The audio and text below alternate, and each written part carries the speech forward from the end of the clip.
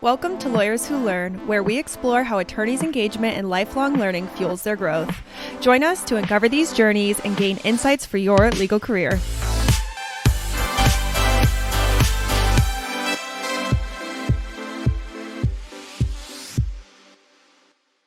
Jessica, welcome to Lawyers Who Learn. Really excited to dive deep into the topic of financial wellness. So thank you for joining us today.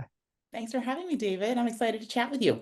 I am excited to chat with you on so many levels. One, you're, as I recently discovered, a Lawline faculty member for a long time, which I should have known, but probably why we got connected in the first place. The universe put us together. The main thing is, for me, financial literacy and financial wellness are such an important topic, and you're an advisor for financial wellness. The reason they're such an important topic to me, I feel like there's two things that you're not prepared for in life out of school: self-improvement and self-help, and financial literacy. And it's almost crazy to me in that regard, how the world is set up. And then you go to college, and then you go to law school, and then you end up in a situation where you were in, where you had $200,000 in debt. You had twins. I have twins as well. We'll talk about that in a minute. And you're trying to figure, and just to go through your career a little bit, you graduated from Columbia Law School in around 2004. And then you worked in big law for about 8 years.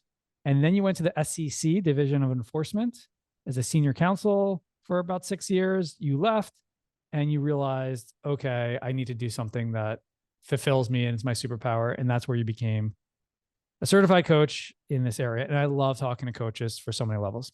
So before I start, did I capture your story correct? Is there anything I missed on there? So it's interesting. I think you're absolutely right. Financial literacy and just comfort with talking about money is something that is absolutely lacking, specifically in highly educated professional spaces, because people just assume that you know how to deal with money. You're a smart lawyer, you're a smart doctor.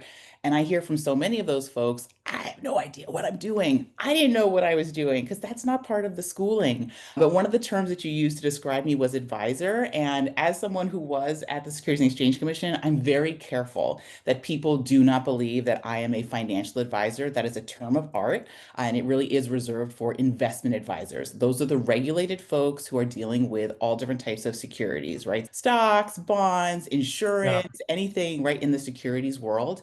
And I think that's where people assume they need to start their financial journey, especially when you are a highly paid professional, because those are the people who will call you because they want to help you grow your money. But for so many of us, we don't even have the basic foundational pieces for how to think about our money, approach our money.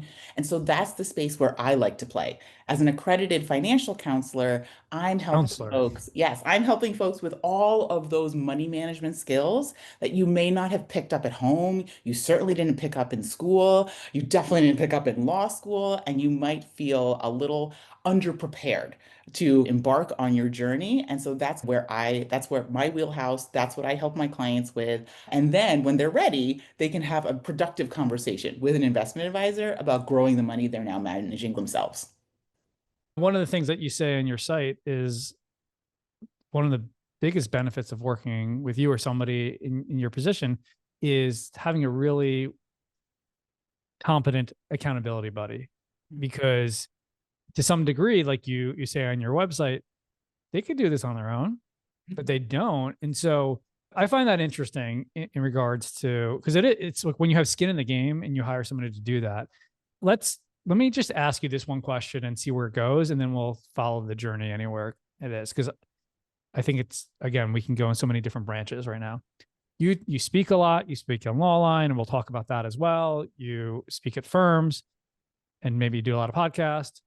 Is there any question about this topic or your learning journey? Because this is Lawyers Who Learn. It's about how you've learned and grown and how other attorneys learn and grow, that you wished you were asked more about, that you really don't get to talk about. You talk about the 5 things and all of the basic things that you work about. But is there something that you're like, if somebody really asked me this, I would love to go there? And if not, that's fine. Okay. But I just wanted to sometimes see where that question leads to. It's interesting. I actually think that I do a pretty good job of hitting the points that I want to. And that's because what I talk about in the money space feels very different than what everyone else talks about in the money space.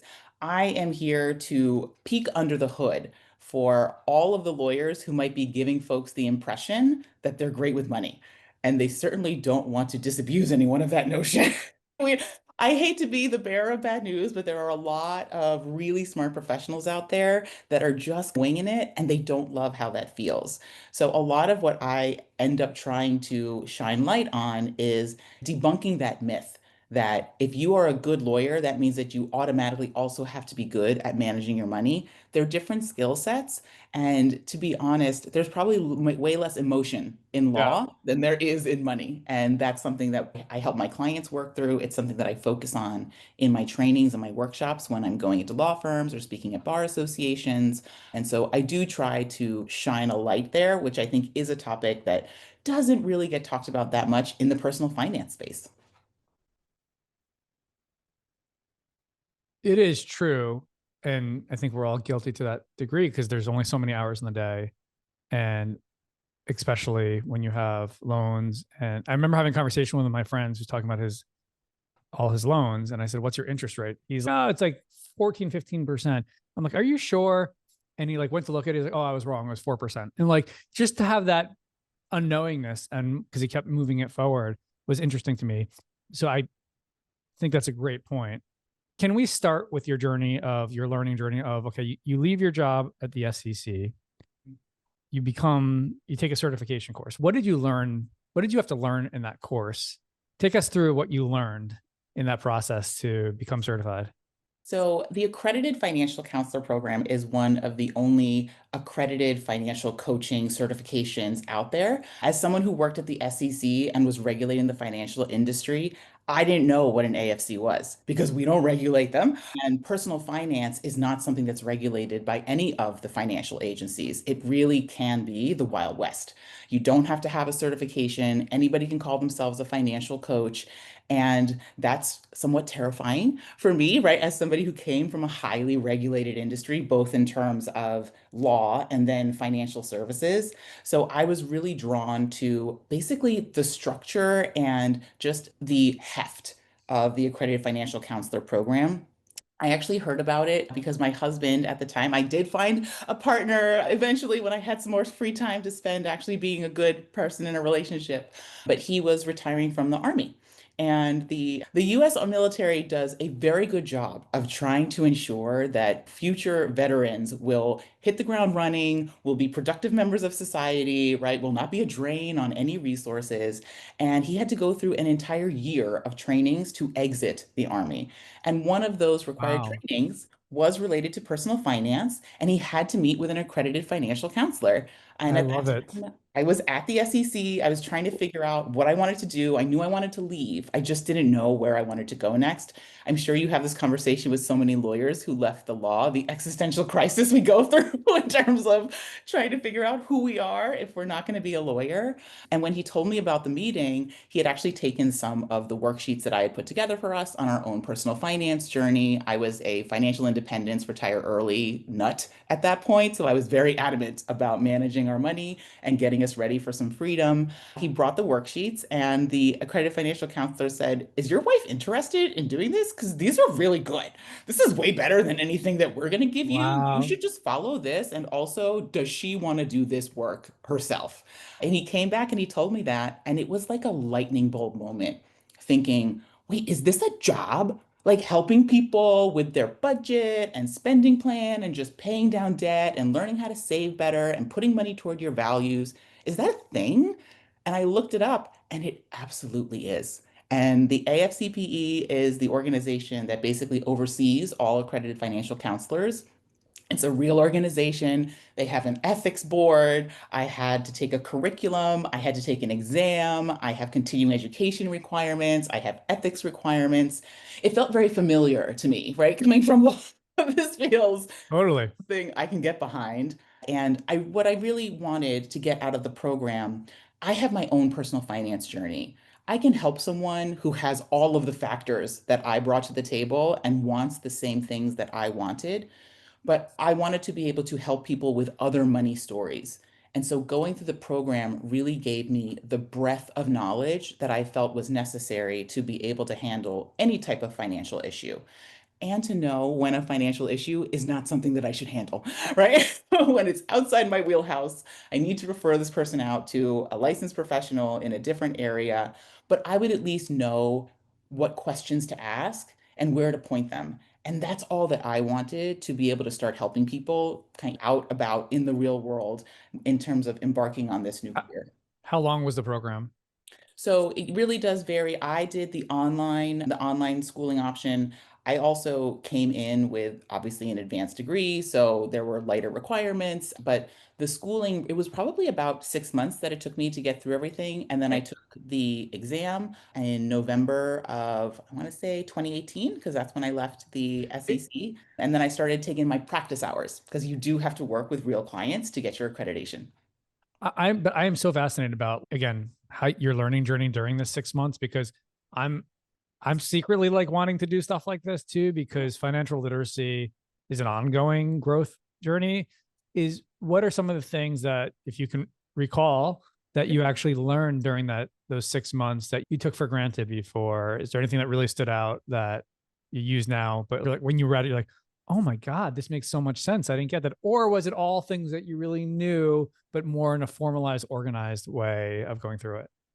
So I think all of the more familiar concepts I already knew about because I was old enough to have experienced them myself. I understood how to buy a car and what that negotiation could look like. I understood the concepts of paying down So debt. it's that basic, the course. It goes through Oh, that. it really, Okay. yes, it will Okay. actually take you through how to think about your overall budget. It will take Correct. you Because this through. wasn't geared yet towards attorneys. This is just a Absolutely. general course. You later on, I Mhm. remember seeing that you geared it towards attorneys and you saw a 10x growth of doing that. Okay. So this is not, this is more general knowledge for being accredited. Okay. So Yeah, accredited financial counselors, you actually may have run into them in your life. They work at universities in the financial aid yeah, office. There's a lot that work in the nonprofit space. They're the ones who are manning all of those free financial counseling clinics that exist in yeah. cities. They also work in academia as professors of financial topics, and there's a lot in the military. So my first experience was via my husband. There are many AFCs working I on a love military that. basis, Got it. but it's general curriculum. Got it. So the 6 month curriculum was more just organizing things that you've done and you've learned. There was nothing really, no aha moments probably during that six So I months. think one of the tenets of the Accredited Financial Counselor program, right, is the counseling aspect. And even though I was a counselor at law, that's a slightly different skill set than actually counseling someone who might be going through an emotional experience with their finances. And so I actually really appreciated that there's a separate textbook on counseling techniques and how to create a safe space for a client, how to approach a conversation, how to maneuver multiple parties. I work with couples and individuals, so being able to manage energy in a room. And so that was very helpful for me, even coming from a counseling space previously. And then I will say, I learned a lot more about bankruptcy than I ever knew, than I ever thought that I would need to know. And it has come in handy when I've had folks who have reached out to me. I'm not a bankruptcy attorney, I never practiced in that area, but I have enough knowledge about how bankruptcy works and when it might be a good fit for someone to be able to know whether they need to go talk to a bankruptcy lawyer, whether they need to evaluate this as a potential solution. And I think some of those niche areas of the financial world that I had no personal experience with, that was really helpful to just give me the confidence that no matter what question someone asked me, I would at least know where to point that person next. And that's what I was looking for. Of course, unfortunately, student loan is not something that's dischargeable in bankruptcy. That's not somewhere, at least for that, for lawyers who have $200,000 in debt. What is interesting about your story, and I want to really hone in on this because, yes, we're talking about financial literacy, but we're also talking about your learning journey. You are also going through your own $200,000 debt challenges. I think at one point, if I read this correctly, you were single with twins and trying to do this and leaving us. And I know you talk about this a lot in your coaching, leaving big law or leaving the SEC and starting off with nothing. That must have been a really pivotal moment in your life and really scary for you. And I was just curious, what was that? What was that transition like? What did you learn during it? What, it must have been a point where you're like, what have I done here or not? So just because I think that's something that everyone can relate to, career transitions and how to do it. This is my bread and butter, right? The people that I work with the most, especially with my one-on-one work, they're attorneys in transition. I help attorneys plan for their transition now because I went through it from an emotional standpoint and also the actual planning of it, right? The nuts and the bolts of the money. I would love to say that I was one of those brave souls who just jumped off the cliff and didn't have a plan and just let the universe hold me and carry me to the next thing in my life. That is not what happened, David. I am a planner. I am risk averse, right? I'm just like all of my clients. I was terrified to leave my law firm because I took a 50% pay cut to go to the government. So that was really my first taste of what a transition can look and feel like. Yep. And at that point, I had not yet found the financial independence movement, so I wasn't great with my own money. I had made some good decisions in big law, some not so great decisions in big law. I try not to think about how much money has gone into the ether and what island I could own if I had done a better job early in my career. All of us. Right, this is what all of us, Coulda, shoulda, okay? woulda. I'm very relatable in terms of my story.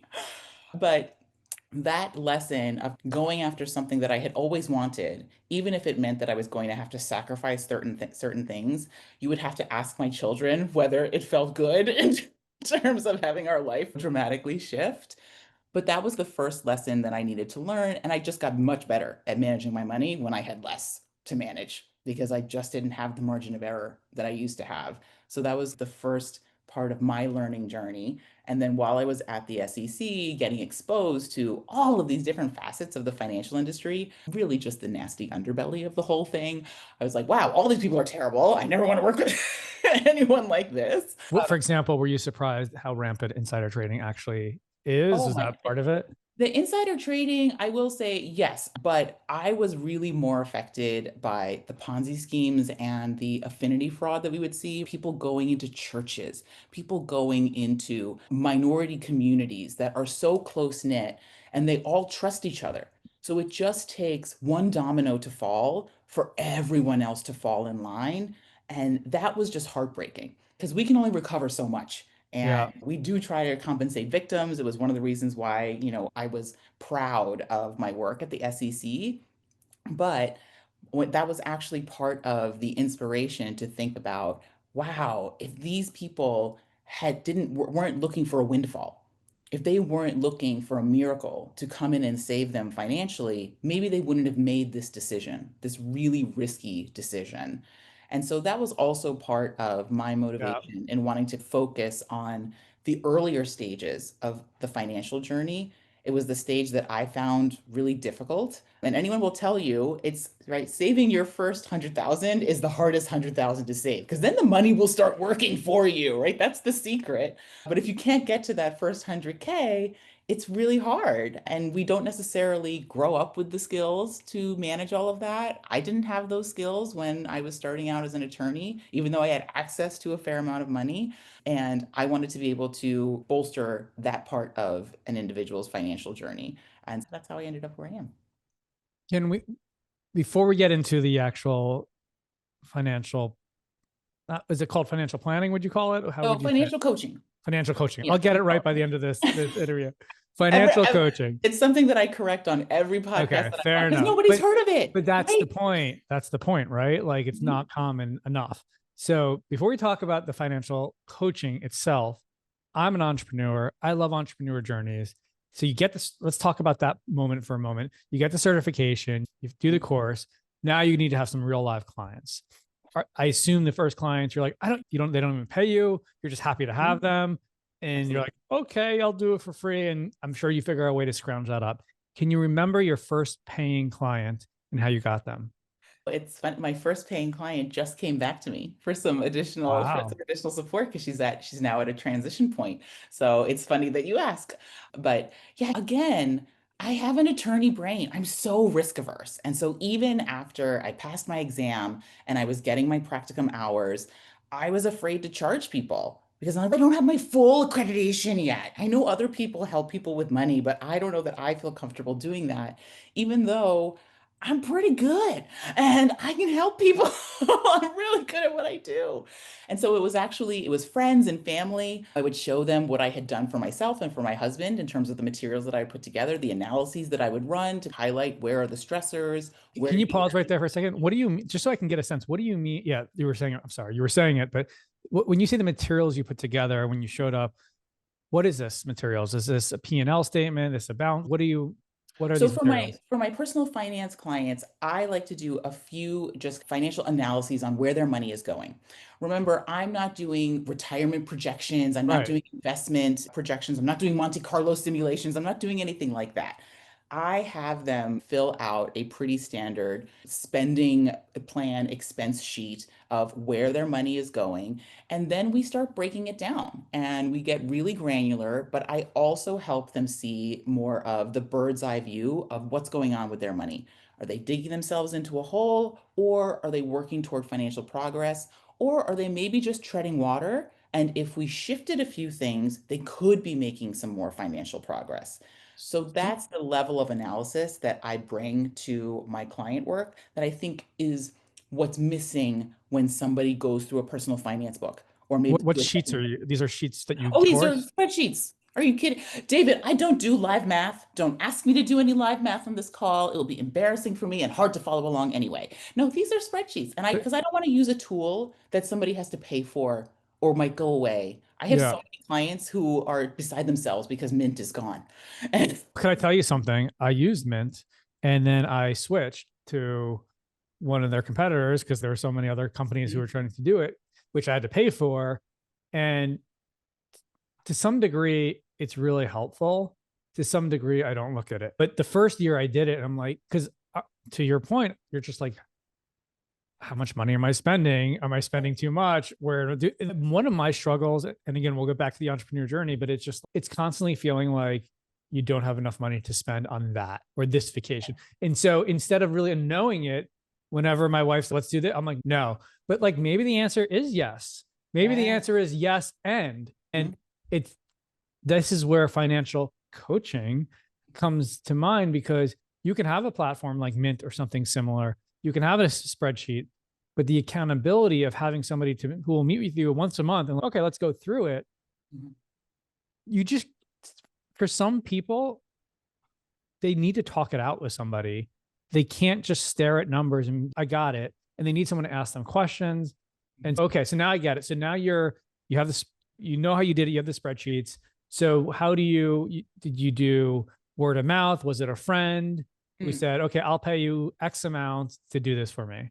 So it was interesting. I was just doing volunteering, right? I would just have friends and family who were willing to sit with me, which is also somewhat awkward for me to dig into all of their It is finances. weird. It's like a Yeah. doctor, right? You're like, So you see somebody exactly. undressed. It's weird. Yeah. So a Very lot of vulnerable. It's vulnerable. yes, absolutely. A lot of my initial clients were actually one degree removed from me. It was friends of my sister or Makes sense. friends of a colleague or something else. And my first paying client was a former colleague of mine who was in a different position at that time.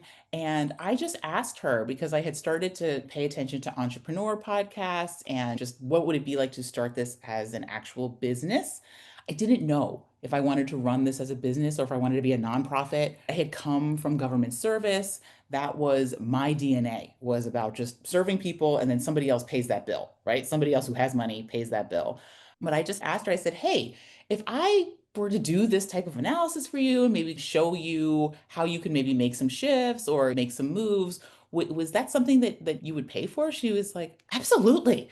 Will you help me figure this out? Yes, I will pay for this. I was like, will you pay like $200 if I put all this together for you? She was like, yes, also please charge more next time. Right. And so that was how I started. And to your point, right, we were talking about this a little earlier. I started by wanting to help anyone. I actually was very anti-lawyer because I was still reeling from my experience of having practiced and how I felt about it, the fact that I left. And I imagined I would be like this phoenix rising from the dust, and there's just nothing left of my legal self, right? I am a new person. Don't talk to me about the law. Don't ask me any legal advice. I'm an accredited financial counselor. That's what I do I now. totally get it.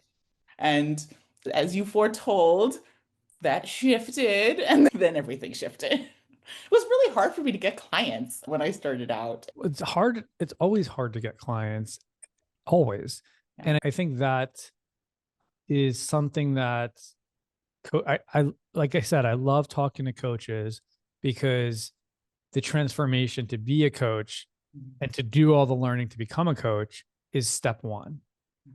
It's just like writing a book, like the whole journey. If you go through the accreditation, you have the passion, and then you build the website, you have the brand, and then you're like, oh no, like now I have to figure out the client journey. And that's the whole other side of the business of any business, but it's also what makes capitalism work. It's like, how do you sell? So you decide you get one lawyer client and two lawyer clients, and you're like, oh, wait, not only will they pay more, I have more connections in the industry, or how did it build from there? It was actually the types of problems that I was solving for my lawyer clients that I enjoyed solving. We had such better, richer conversations because I intimately understood what they were struggling with. I understood why it was hard for them to ask for help. I understood why they were paralyzed in terms of picking between 3 to 1 million potential options of how they could move forward. I also understood a little bit more about why people think they should have more money than they do, and then they feel bad about it. Well, And taxes is such a surprising. You don't pay attention to taxes really, and then you're like, oh snap, that's 50%. Especially if you're in New York, right? Like it's in any of those jurisdictions, and then also, I think it's taxes, but it's also, especially when you're working at a large law firm, there's just all of these things that come out of your paycheck before you get paid, and you're not thinking about them, right? Your yeah, healthcare premium, your parking, your whatever other benefits you might have. I yeah. remember once when I was in my junior years at my firm, I think I was bringing home something like 45 or 40% of my actual gross salary at the end of the day. Sure. And I was like, why would I even use this gross number? This is stupid. I don't make this much. And that's even before you're paying back loans and Oh, fixed costs that you had when you mhm. start breaking it down. And that's why, again, you hear it over and over again. It's the investments that make the reason when you said you have $100,000 or you have money in the bank and you're able to invest it in whether it's stocks, fixed assets, or anything else, the taxes are so different on that from 50% to capital gains or 20%. And that's like where the rich get richer and all that conversation. That's not you're not in that area. You're in the area of coaching of like essentially how much money is coming in and how much money is going out every month. And how do I shift things around? Forget about the investing. How do I just shift things around to know how much money I'm spending? That's where you live, correct? That's where I live. And what can I strategically leverage? Should I be paying down my debt faster? Are there Yeah. some debts that maybe I don't necessarily need to Oh, pay for down sure. so fast? How can I find more money to put toward those long-term goals? And especially for any of my clients who might be dealing with cash flow variability, I work with a lot of law firm partners or law firm owners, which are basically partners. They just maybe are in there by themselves. And they have wild variability in terms of when money is coming in over the course of the year. And so part of what I do now, right, I wasn't doing this necessarily in the beginning of my business, but I build personal cash management systems for people. So I help them see the flow of the money coming in and the cadence of the spending so that they have money where they need it when they need it. And that What does that mean? Build like for me, that's what I saw for like Mint or something else that does. What does that mean? You build a So, for example, I think for a lot of people, realtors are actually a great example of like boom and bust type right. budgeting. They get a big payout when they sell a house, and then they might not sell a house for another month or so. And Yeah. so, what do you do in the in-between time? How do you make sure that everything that you have that's going to be coming up, whether or not you have a paycheck coming in, is covered? And making sure that you are planning for that proactively instead of just that. There's a huge difference between seeing the numbers on a spreadsheet and having that money sitting in your bank account. It feels like it's all there to spend at an emotional level. But we want to make sure that we have put some structures in place and we have some systems in place, not only to make sure that everything is continuously being paid when it needs to, but also to separate what is truly extra from Yeah. what's actually, you need this for your life. This is going to cover your baseline for until you hit your next paycheck. I help people who maybe have never had to deal with that before Yeah. think through and create a system that really works for them and works for the timing and the variability of their actual income. Going back to the journey of growing the coaching practice, when you started realizing law was the place for you, how did you get the clients though? Was it word of mouth referral? Did you spend money on advertising? Did you do No. webinars? Did you do CLEs? So I did a lot of speaking at bar associations. Lawline was an early fan and asked me to do a program, which was exciting for me. But I did a lot of speaking at bar associations, and also my clients brought me into their law firms to do a lunch and learn, maybe for their women's group or their new lawyers group or their new parents group. And that definitely helped in terms of building my one-on-one coaching business. But also, I've got to give props to LinkedIn. I got on LinkedIn. I had my first post September 1st of 2020, and I had my first client from LinkedIn September 17th. So it was a So you're fast posting turnaround. content on LinkedIn and someone's, oh, can you help me? And you do that.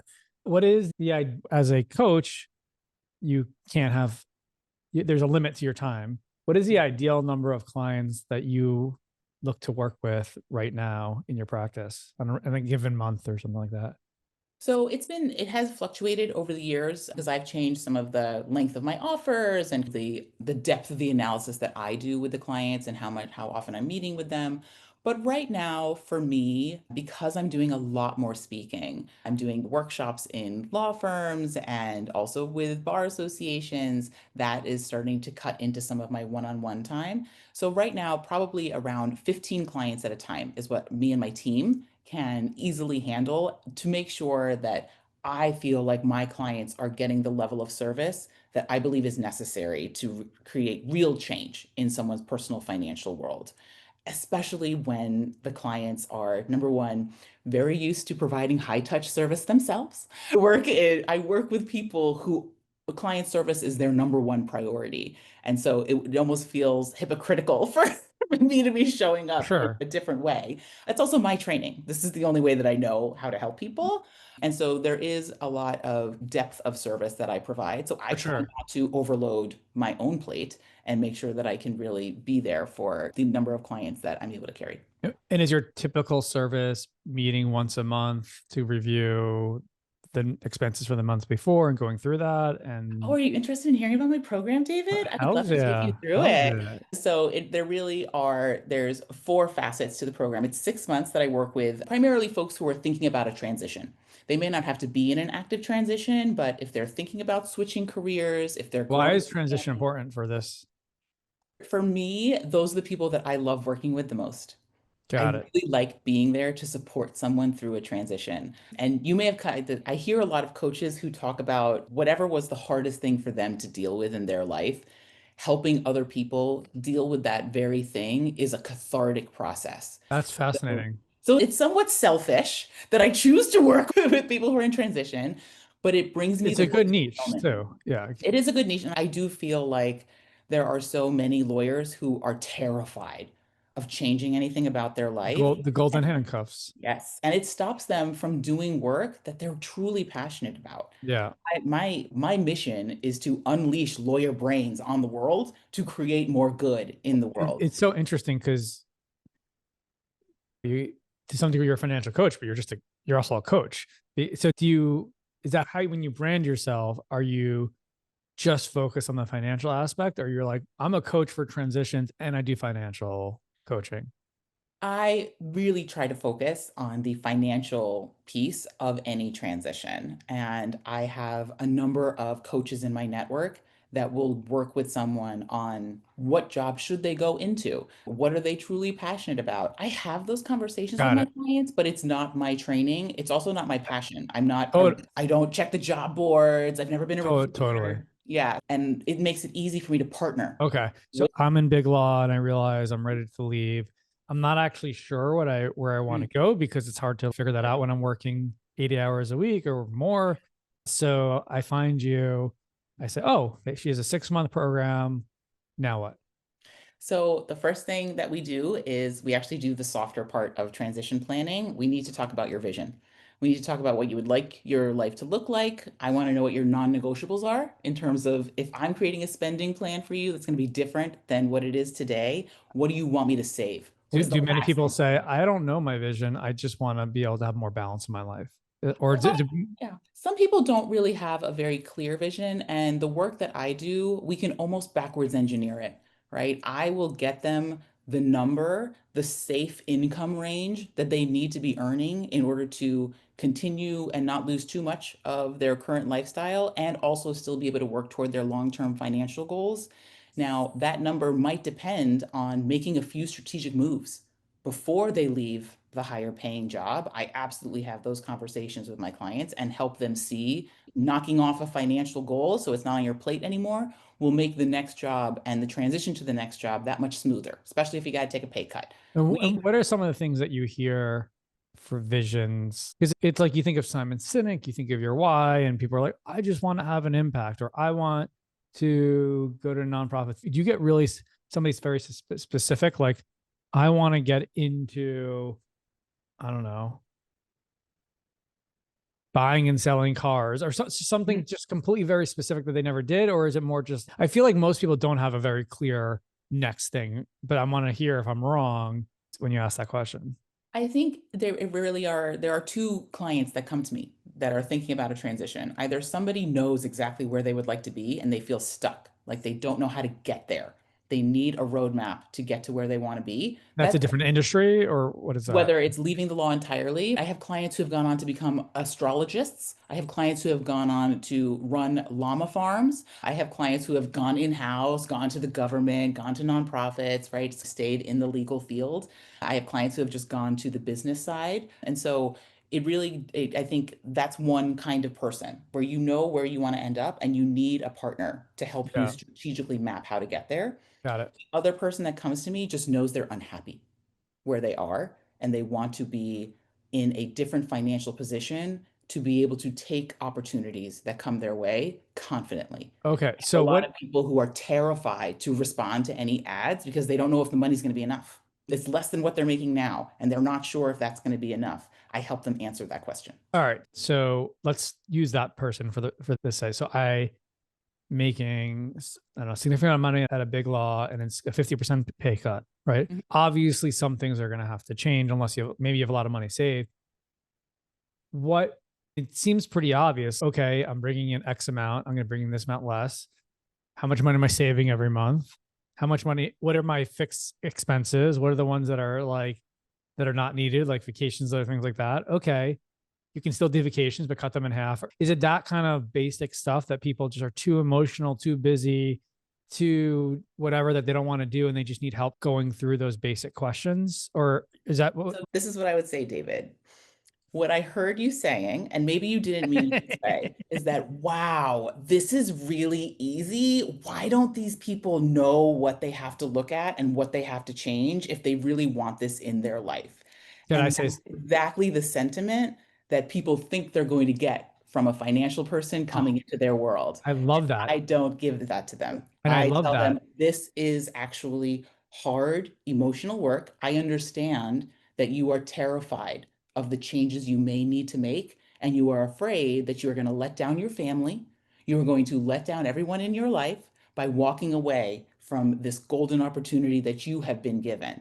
We are going to figure out a way that you can still be fulfilled with your work, do something that lights you up, and also live the lifestyle that you want to have. It may not be exactly the same. And for a lot of my clients, half of their spending goes to supporting their stressful job anyway. They need 24/7 daycare. They need to live in a metropolitan area right close to their job. They order from DoorDash and pay convenience fees through the nose. They also online shop at night in between deposition reviews because they're bored to tears and need something in their life that makes them feel good. And so some of that work, I think, it really is an emotional journey, and having an extra set of eyes to just help you see through your own mud can be really helpful. And then I obviously bring a level of expertise with respect to student loan repayment and how to think about debt and how to actually be successful in tackling those things. And so just I think that is also helpful. But yes, even something that feels basic to somebody who is super passionate about financial literacy, as you are, right, doesn't feels almost impossible. Well, to it's people in the middle of it. exactly what your website says, right? Your website is, and that's why I'm glad that we just went through that, because I think that's why people get stuck. Because you just did such an amazing, I'm not even in transition. I'm like, okay, let's do it. I'm ready. Because what I love about the way you approached it just now, like people need confidence boosters. And there's two ways to give confidence boosters. One, just tell people they have it, they're going to do it, they're great, and that's important. The second, you do that, but more as importantly, you say you can do it, you're going to be great, and you have the financial backing and structure to allow you to do it. So it's not just on a whim, you actually can afford it. Mhm. And let me show you how, and you shouldn't leave this opportunity because you're afraid to do it and all those things. So I was sold, and maybe I'll start a second business and you'll help me. I don't know. So thank you for doing that. And so then you're, for that 6 months, how often are you connecting and meeting with them? So we meet, there's 6 sessions to go through basically the framework of my program where we talked about the vision. And then of course I work through the strategies. What kind of changes do they want to consider making? I let them think about it, right? I let them make the decision. I'm not there to tell them what to do with their money. I'm there to give them some options and let them see what the opportunity cost might be for not choosing different options. And then, like I was mentioning earlier, we build their cash management system. That is where the rubber meets the road. That's where we actually are watching the money coming in and going out and making sure that it's going toward the things that they said were important to them, the things that will help them make a more confident transition down the road. And my goal is that at the end of the 6 months, the materials that we put together, the tools that they now are able to use, the skills that they've learned are enough to carry them through whatever new financial decisions they may need to make become. Now, we mentioned I have folks who come back to me because every now and then one of my graduating alumni is facing a new transition, or maybe they found a partner and now they're managing multiple personalities within Yeah, their financial system and they need some help thinking through that. So I love when my folks come back, but it's not what some other coaching might be where I work with them for years and we're got it. constantly reviewing their budget every month and that's what we're doing. It really is a little bit more strategic and calculated and in a moment of time to give them, like you said, I feel like I provide some of the safety that they're missing in making these big decisions and allowing them to dream about what's possible. And then they go after it. Totally. How often does somebody actually take that leap while they're with you in that 6 months? Oh, it happens a lot. I That's just so had interesting. one of my clients, she just sent me a text. I just gave my notice at the firm. I'm headed to a boutique firm with a completely Wow. different work-life balance, and she's so excited, and we're going to rerun her numbers. Can I ask, do you feel like more of your clients women versus men? Is it equal? I was curious how that plays out. So I have a lot of couples clients, and many of them are mixed gender couples. I also have same gender couples, but I But would they come to you together, or one comes to you and then they bring the other person in. usually it's not often that I'm working with two lawyers. Every now and then, I always say Got it's it. like lawyers often end up with each other. No, they're where else are they all day? But it's So the usually when lawyer. someone comes in, the couple works together if there's a Yes. couple. Got it. If they manage finances together. I do Yeah, work with some individuals that are part of a couple, but they keep things fairly separate. And that's one of my rules. I need to work with whoever is involved in the finances because I don't want there to be some for silent voice sure. bought in on what we're Uh, doing. But in terms of kind of the makeup, I will say I work with more women than men, but not as much as you would think. I would say it's about 60-40. And a lot of the men who I work with have told me they don't feel comfortable talking to another male financial advisor, or maybe they had a bad uh, experience that was working my with. question. Yeah. Is there like the stigma of a high-powered attorney like needing help here in some Mhm. regard, and also wanting to transition out of their career? Yeah, that's interesting. Wow, I know we're coming towards the end. I'm learning so much, and I hope others who are going through transitions now, or thinking about transitions, or just dealing with financial, or wanting to be an entrepreneur, or wanting to be a coach. There's so much to get from this. Couple more questions, if it's okay, before we enter the. So you did mention you have a team. Do you have other coaches, or just people who support you in your coaching? So I actually do have an accredited financial counselor she works for me part-time. And it was important to me that I had someone on my team who had gone through a similar training, was part of a similar organization. And also, just an aside, when you are an AFC and you are working with candidates for that accreditation, they can get their practicum hours easier by working with a Got it. supervisor. So that's actually how I found her. And we've been working together for years, but she is so instrumental in just freeing up my energy to be able to actually work one-on-one with the clients. I do all of my client sessions personally. So when people hire me, they're going to be seeing me, but she does the first draft of client materials. My clients get a lot of PowerPoints because that's my love language and I don't know how to communicate any other way. They get the backup too. They get all of the materials, but for folks who are not particularly in love with personal finance as a topic, which many of my clients are, they don't want to look at a Google spreadsheet. It's like the matrix to them. They're like, I don't know what I'm looking at. I don't see it. And so having a delivery vehicle that they're familiar with, they're comfortable with, and it also gives them something to look back on later to see what we had talked about and what were the key points that we wanted to cover. But so she helps me put together those first drafts. And we also think through what are some creative ways that somebody could maybe attack a problem that they have. If it's restructuring debt or coming up with different savings goals, how could they roll something into something else? Just helping me think creatively and strategically on my client's behalf. We talked about when you first started becoming a coach and going through that process, there was imposter syndrome and going through that. Where in this stage in your career, and you've clearly shown your confidence and how much you've grown since that first you paid $200, where do you have imposter syndrome today? If you do, about something where you want to get to tomorrow, where does that exist for you? So I will say I am still growing as a speaker in the law firm space. I went in at my client's invitation, which always feels good. And now I'm at the level where I am putting together curriculum for first year associates.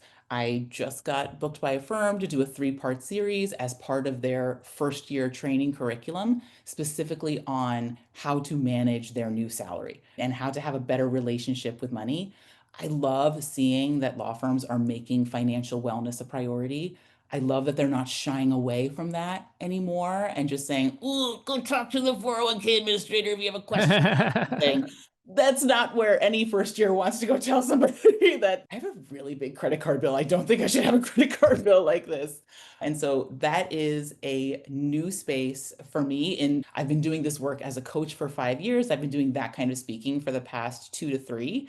And I think figuring out how can I support new attorneys, that are at law firms or in the first 10 years of their practice in a way that is more organizational, right? Something that really does speak to the general public. One of the benefits of being a one-on-one coach is I get to make every single engagement entirely bespoke. When I say I build a Yeah, personalized cash management system, no two clients' cash management systems look exactly the same. They're structured a little bit differently because they are meant to reflect the for sure. personality and the habits and the spending patterns of my client. And being able to bring some of these tools and teach them at a more general audience level is something that I'm working on. I obviously bring a lot of anecdotal evidence, my own personal experience, that of the hundreds of attorneys that I've worked with one-on-one, but being able to do that in the law firm space and be able to deliver in a way that feels very valuable, that's somewhere where even if I get great feedback, I'm like, oh, is this everything they need? Am I giving But them enough? Am I doing it all? I love that, and I think that teaching and building your own curriculum is one of the most rewarding things. It's certainly one of the best forms of learning because you can know it in your head. Maybe you could write it down, but to actually have to talk it out and communicate it so other people can understand it is so hard. And to simplify, and it's actually the one thing that skill that's going to become more and more important as AI takes over everything else. Actually communicating what you've learned and what you know, like this, at least for now, will be something that's not, you can't replicate. And that's where I see learning and growth. So I love that. That's an imposter syndrome area for me too. I want to continue grow. I love speaking. I do a lot of it, but I love to do a lot more. But it takes, just like getting clients, it takes effort to get booked to speak and other areas like that. In the last 3 minutes, let me ask just quickly. So I have twins as well. I have boy girl twins who are seniors in high school. I think yours are older, right? I think. Two boys, they're both 22. 22. Oh, so they're done with school, I think. It was interesting. So one went for the 4-year degree, and the other one, he took a gap year, and then he ended up going to a technical boot camp, and they're both doing similar things in the computer programming space. Oh God, I wish we had more time, because I think another, maybe we'll have a part 2 to this, because I think a big part of financial coaching and financial literacy is like dealing with the debt that you get put into. And the question that I have is, what is the value of a 4-year degree right now versus a technical degree, or even learning on a class or a certificate program? Because things are changing so quickly in terms of the skill set that you need. And I don't know, it's a little bit scary, and nobody really wants to talk about it so much, but the cost of college and the debt that it gives you, I don't think it's needed in the way that it was when we went to school. So that is an interesting example of those two parallel paths. And maybe I will say an epilogue is that the one who did not get the 4-year degree is now going for his 4-year degree, but his employer's paying for it. So he's super excited about that pathway. But it was really suggested, I think, hopefully I'm getting this right, but to be able to graduate up into managerial roles, there was a requirement for a bachelor's. And so he decided this would be worth it, but he had a lot of those concerns. He's listened to his mom talk about student loan debt for years, and I've probably created some sort of psychosis in my own family's home about how pressure and all of the bad things that can come along with carrying a lot of student loan debt. There you go. He's got someone to pay for it. The last question that I generally ask, usually somewhere in the middle, but now we can do at the end. I think books are one of the best places to learn throughout your career. And I'm always fascinated to see what books have been instrumental for you. Sometimes people actually open up their Kindle app or Audible, because it's hard to think of on the spot. But is there any books either that's been transformational for you that you always go back to? Just would love to hear recommendations. I'm going to compile a full list for everybody. My favorite personal finance book of all time, All Your Worth, The Ultimate Lifetime Money Plan by Elizabeth Warren and her daughter Amelia. Okay. It is an oldie but a goodie. I actually think they redid it sometime around the 2008 financial crisis. But so don't look at it for the banking laws. Those are different. Dodd-Frank came out after that, right? But the principles of how to approach your money, how to think about the role that debt plays in your life, and how to just apply some actual kind of guidelines to where your money is going.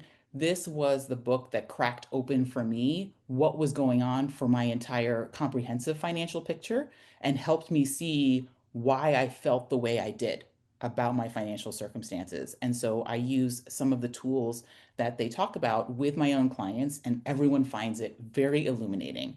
And Awesome. It gives a little bit of a roadmap for how to start approaching your money if no one's ever taught you how to think about the big picture, right? We have a lot of these individualized rules in our head about what we should be doing with our money, but we don't actually know why. Like, why is that the rule? Why is that a bad idea? This helps break down at a macro level what you want your finances to look like, and then gives you a roadmap of, okay, if this seems off balance, you might want to look here first to make some adjustments. And that's part of the framework that I use with my own clients. And so that's something I recommend to everyone. I talk about it all the time, so a lot of people know that's my favorite book. But I will say, in this age of my semi-retirement, my husband is retired from the military, I work because I love it. Do I need to do this work to survive? No, that was the plan. The plan was not to leave the SEC and then be destitute if I couldn't find an equally paying job. But all that being said, Die with Zero by Bill Perkins is a great book for folks who might be at a stage where they have taken care of some of the initial pieces of their financial journey. They do have money working for them. They have growth in portfolios, et cetera, whatever it might be. It helps you rethink how to let go of some of the control and some of the safety and security that we cling so much to, in order to actually have more valuable experiences in your life while you can still enjoy them. And I think that's so important, especially if you're in the financial independence movement. There's such a huge focus on accumulation and getting to the end goal. But the end goal isn't to save a huge amount of money in a nest egg. The end goal is to have a good life. And so this book helps you I map love that that. out a bit. I'm definitely going to check out that book. That was the perfect way to end this conversation. It leaves me wanting more conversations with you, and hopefully anyone who's listening, or if we play this clip, will be leaving wanting more and more information. And I guess the best way to reach you, what, is through LinkedIn still? Is that? Oh, yes. I'm prolific on LinkedIn. Come find me there. And if anybody is not on that, There will be a link to your on the description to your LinkedIn page as well. Yes, absolutely. Connect with Awesome. me. I love Awesome. connecting with folks. Awesome. Thank you so much, Jessica. And thank you everyone for tuning in.